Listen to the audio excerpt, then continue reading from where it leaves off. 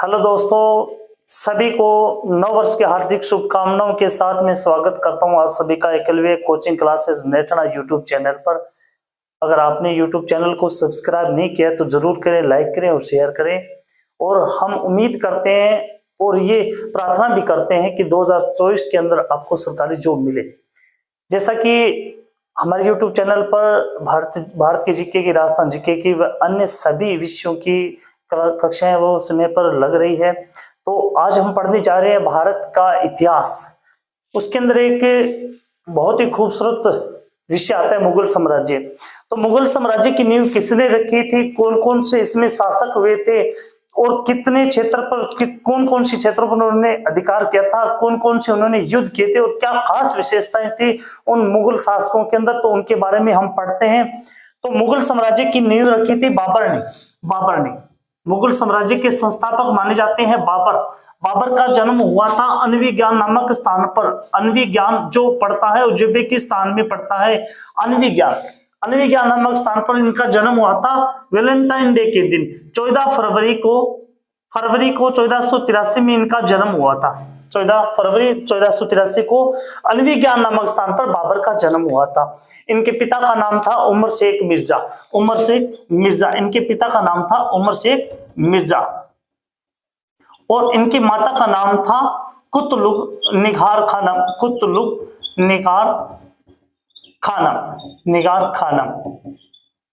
पिता का नाम उमर शेख मिर्जा था और माता का नाम कुतलुग निगार खानम था।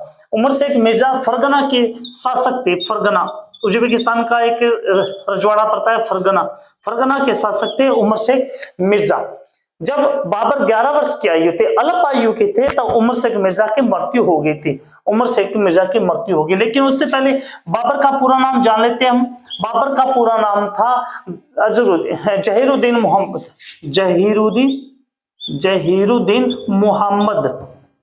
मोहम्मद इसका पूरा नाम था बाबर का, जहीरुद्दीन मोहम्मद बाबर इसका नाम उमर शेख मिर्जा ने प्यार से रखा था क्योंकि बाबर फारसी थे और फारसी में बाबर का अर्थ होता है, उमर शेख मिर्जा फारसी थे, फारसी में बाबर का अर्थ होता है सिंह शेर। यानी ये अपने पुत्र को बहुत ही बलशाली मानते थे, बहुत ही मजबूत मानते थे, इसलिए वे अपने पुत्र को प्यार से बाबर के नाम से पुकारते थे।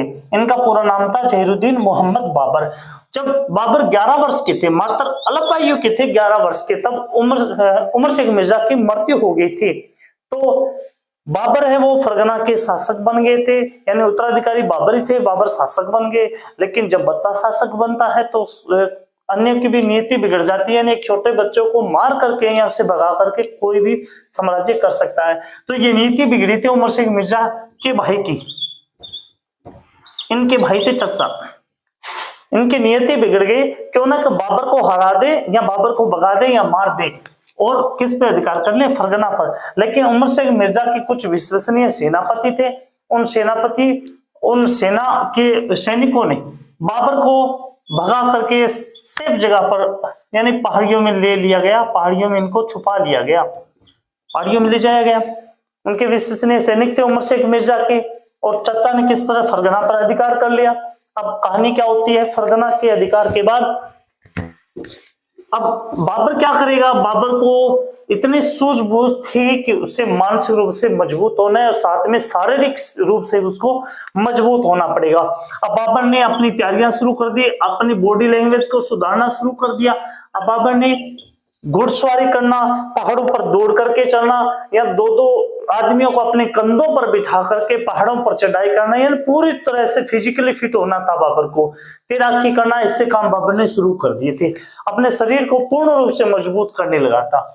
अब बाबर ने अपना अभियान शुरू कर दिया था 1497 में कुछ सेना के सहयोग से एक समरकंद का एक उज्बेक नगर पर अधिकार कर लिया था। किसने? बाबर ने। अब उज्बेक नगर ये पड़ता है फरगना से 250 किलोमीटर दूर, फरगना से 250 किलोमीटर दूर पड़ता है फरगना। अब बाबर को ये जानता था कि उसे फरगना पर कैसे भी अधिकार करना है, लेकिन उससे पहले उसे किस पर अधिकार करना पड़ेगा? समरकंद पर। समरकंद पर अधिकार करने से पहले उसे मोहम्मद सियाबानी से युद्ध करना पड़ेगा, क्योंकि समरकंद का शासक था, यानी फरगनों का सरदार था, उज्बेकों का सरदार था मोहम्मद सियाबानी। ये समरकंद के शासक थे, बलशाली शक्तिशाली शासक थे। बाबर की सैन्य शक्ति कमजोर थी, यानी कम थी। मोहम्मद सियाबानी की सैन्य शक्ति बहुत ज्यादा थी, तो बाबर इसको जीत नहीं पाया, क्योंकि मोहम्मद सियाबानी की सैन्य शक्ति के सामने बाबर की सेना वो हार गई थी, इसलिए बाबर ने अपना मुंह मोड़ दिया था। अब बाबर करेगा क्या? बाबर ने 1501 में हिंदू कुश की पहाड़ियों को चीरते हुए, यानी अपना बल दिखाते हुए हिंदू कुश की पहाड़ियों को चीरते हुए उसने काबुल पर अधिकार कर लिया। हिंदू कुश की बर्फीली पहाड़ियां उनको चीर करके काबुल पर अधिकार कर लिया, और कंधार को अपनी राजधानी बना लिया। अब कंधार को राजधानी बना करके उसने खुद बादशाह की उपाधि धारण कर ली। खुद को वो किस नाम से जाने लगा? बादशाह बाबर के नाम से। ये बाबरनामा में लिखी गई है बातें कि 1501 में हिंदू कुश की पहाड़ियों को चीरते हुए बाबर ने काबुल पर अधिकार किया, और कंधार को अपनी राजधानी बनाते हुए उन्होंने बादशाह की उपाधि धारण कर ली थी। मोहम्मद सियाबानी को तो वो हरा नहीं पाए। अब उसके बाद कहानी क्या होती है?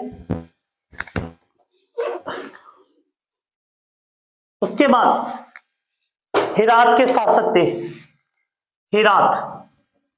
ये भी एक रियासत पड़ती है, हेरात के शासक थे।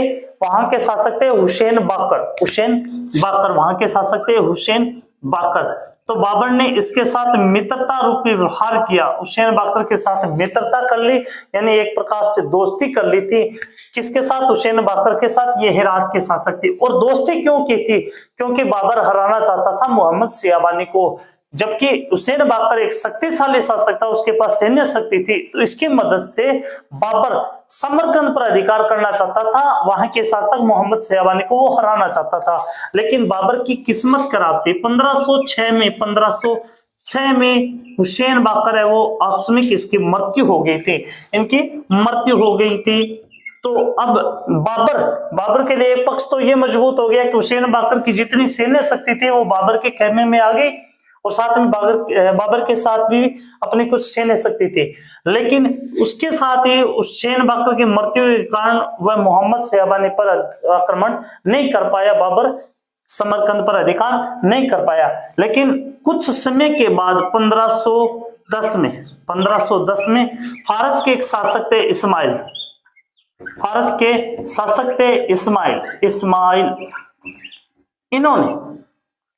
इन्होंने समरकंद पर आक्रमण कर दिया। समरकंद के शासक थे कौन? मोहम्मद सियाबानी को इन्होंने हरा दिया और मौत के घाट उतार दिया। सियाबानी इस युद्ध के अंदर मारा गया था। तो समरकंद पर इस्माइल का अधिकार हो गया। अब इस्माइल जानते थे कि बाबर के पास सैन्य शक्ति बहुत ज्यादा है, क्योंकि हुसैन बाकर की जितनी भी सैन्य शक्ति थी वो बाबर के साथ खड़ी थी। तो इस्माइल ने दुश्मनी मोल न करके इसके साथ मित्रता का व्यवहार किया। इसके साथ वो मित्रता का व्यवहार किया था, और अपनी बहन खंदाजा का विवाह किसके साथ कर दिया? बाबर के साथ कर दिया। और उसके फलस्वरूप इस्माइल ने समरकंद का साम्राज्य किसको दे दिया? बाबर को दे दिया। यानी अब कुल मिलाकर के समरकंद पर किसका अधिकार हो गया था? बाबर का अधिकार हो गया था। अब बाबर चाहता था कि अपना साम्राज्य विस्तार किया जाए, तो साम्राज्य विस्तार करने के लिए उन्होंने किस ओर चढ़ाई कर दी? भारत की ओर चढ़ाई कर दी। अब अलग अलग किताबों में अलग अलग चीजें मिलती है कि भारत में बाबर की आगमन कब हुआ था। कुछ ये बताते हैं कि बहलोल लोदी के पुत्र दिलावर खान ने बाबर को बुलाया था इब्राहिम लोदी को हराने के लिए, और वो इब्राहिम लोदी को हराने के लिए बाबर भारत आया था 1526 के अंदर, जैसे पानीपत का युद्ध हुआ था। लेकिन उससे पहले 1518 के अंदर बाजोट नामक स्थान पर भी बाबर ने आक्रमण किया था। बाजोट क्षेत्र में आया था। बाजोट और भेटा यानी यूसुफजाई जाति का विरोध करने के लिए बाबर 1518-19 में बाजोट और भेटा नामक स्थान पर 1518-19 यूसुफजाई ये एक जाति के लोग थे। इसके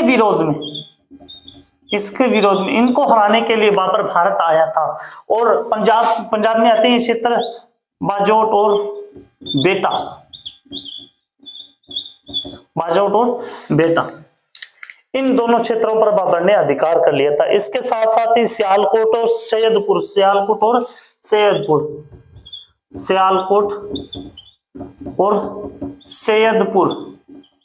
सैयदपुर इन क्षेत्रों में किसका अधिकार हो गया था? ये बाबर का अधिकार हो गया था।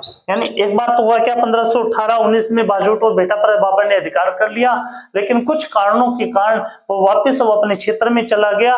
तो ये इन्होंने अपने आप को स्वतंत्र घोषित कर दिया बाजोट और बेटा को। तो पुनः 1520 में जब बाबर भारत आए तो बाजोट, बेटा, सियालकोट और सैयदपुर इन चारों रियासतों को जीत करके अपने अधिकार में ले लिया था। अब आगे क्या होता है? इब्राहिम लोदी दिल्ली का शासक था। दिल्ली का शासक था इब्राहिम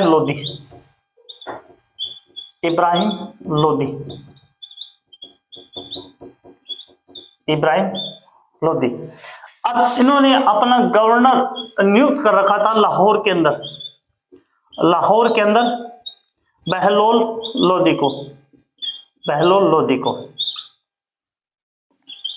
लोदी को अपना गवर्नर नियुक्त कर रखा था लाहौर के अंदर इब्राहिम लोदी ने। अब इनके पुत्र थे दिलावर खां। और दिलावर खां ने अपनी रणनीति बनाई कि बाबर एक बहुत ही ज्यादा शक्तिशाली शासक है, हो ना हो उससे बुलाया जाए भारत के अंदर और इब्राहिम लोदी को मार दिया जाए। अगर इब्राहिम लोदी को ये मार देगा तो बाबर अपने क्षेत्र में वापस जाते समय दिलावर खां यानी खुद को अपनी रियासत दे करके जाएगा। यानी दिल्ली पर किसका अधिकार हो जाएगा? दिलावर खां को। इस मंसूबे के साथ इसने दिलावर खां ने किसका सहयोग किया था? बाबर का सहयोग किया था। इसके साथ साथ ही दौलत खां और आलम खां ने भी किसका सहयोग किया था? बाबर का सहयोग किया था, क्योंकि उन्हें पता था कि जब बाबर ही एकमात्र ऐसा शक्तिशाली शासक है जो इब्राहिम लोदी को हरा सकता है, उसको मार सकता है। और बाबर वापिस अगर फरगना में जाएगा तो दिल्ली साम्राज्य का जितना भी अधिकार है वो किसको देगा? इनको देगा। तो लेकिन इनकी नियति है, वो नियति पर पानी फिर गया। क्यों?